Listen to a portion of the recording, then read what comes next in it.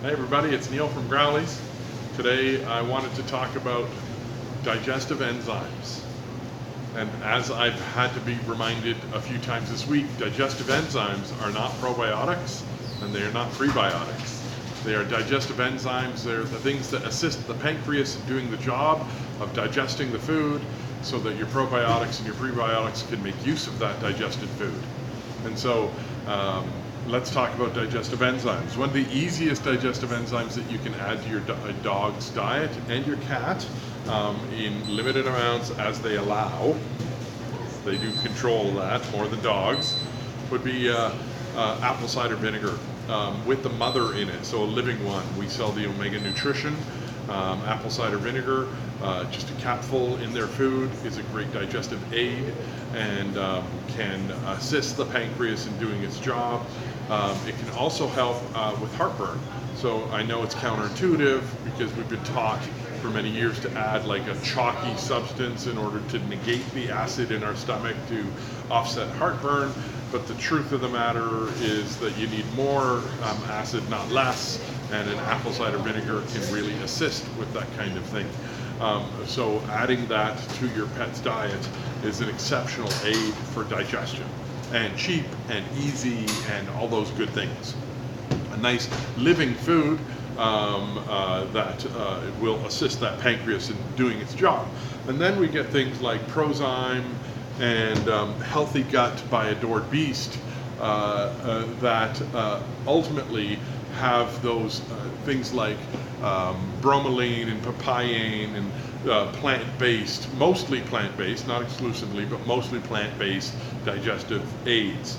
And what they are like protease and protease and amylase and cellulase and lysozyme and things of this nature that assist the animal in making use of their foods. And so one of the big differences, and so dogs are facultative carnivores. And what that means is that they'll eat anything to stave off starvation. They're scavenging carnivores. Anything that they think is food, they'll go in their mouth and they'll eat, but they can't necessarily make use of it. So for instance, dogs make no cellulase. So when you feed them the carrot comes in maybe a little chewed up, comes out the way it went in, same color, mostly the same shape, a little chewed up, but it goes out in chunks.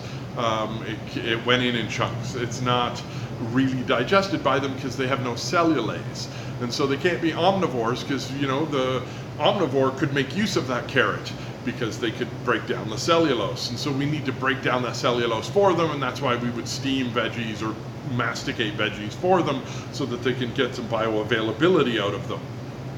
And so they can do they do mostly lipase and protease, which would be fat and protein, so they don't make a lot of amylase. So the digestion in humans starts in our mouth, where our amylase in our saliva starts to digest the carbohydrates as we're eating them, as we're chewing them, and it goes down into our system. With dogs, there's little to no amylase. Depending on the breed or the specific animal, they might have a little bit, but nothing like the human or the pig, where the digestion starts in the mouth. The saliva in a dog's mouth is just there to wash the food down, and then the digestion with the protease and lipase starts.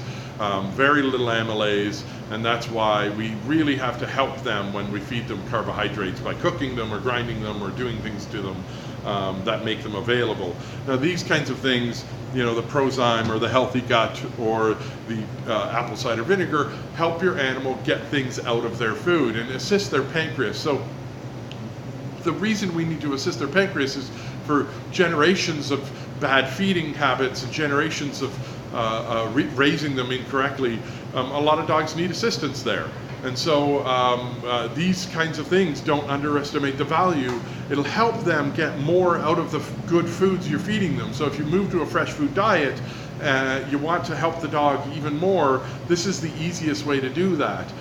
Use something like a Healthy Gut from Adored Beast or Prozyme, or as simple as apple cider vinegar, in order for them to get the most out of the good foods you're feeding them. If you're using a kibble or a dry food diet, this kind of thing can help them get some of the things out of the food that may be hard for them to get otherwise. And so never a bad thing to add. And if you are a kibble feeder, just adding 20% fresh food can reduce inflammation in that pet's life. And so just even moving 20% of their diet to a fresh food, it doesn't even actually have to be a meat, sadly. I would point you towards a meat, but you could even use 20% vegetables for a dog, and as long as it's in a bioavailable form, so let's say like a green juju where they've stewed it in bison broth and stuff, that can really assist even kibble-fed dogs. But for the most part, most of our customers are fresh food advocates, and this kind of thing can help your dog or cat get more out of their food. Thanks for watching.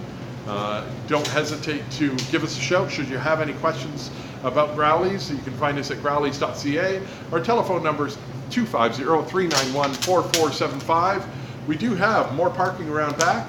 Don't hesitate to ask our staff where that parking is. It is available. It's always available. It's fantastic parking, and we just want people to know it is there for them, especially while the construction happens out in front of our store.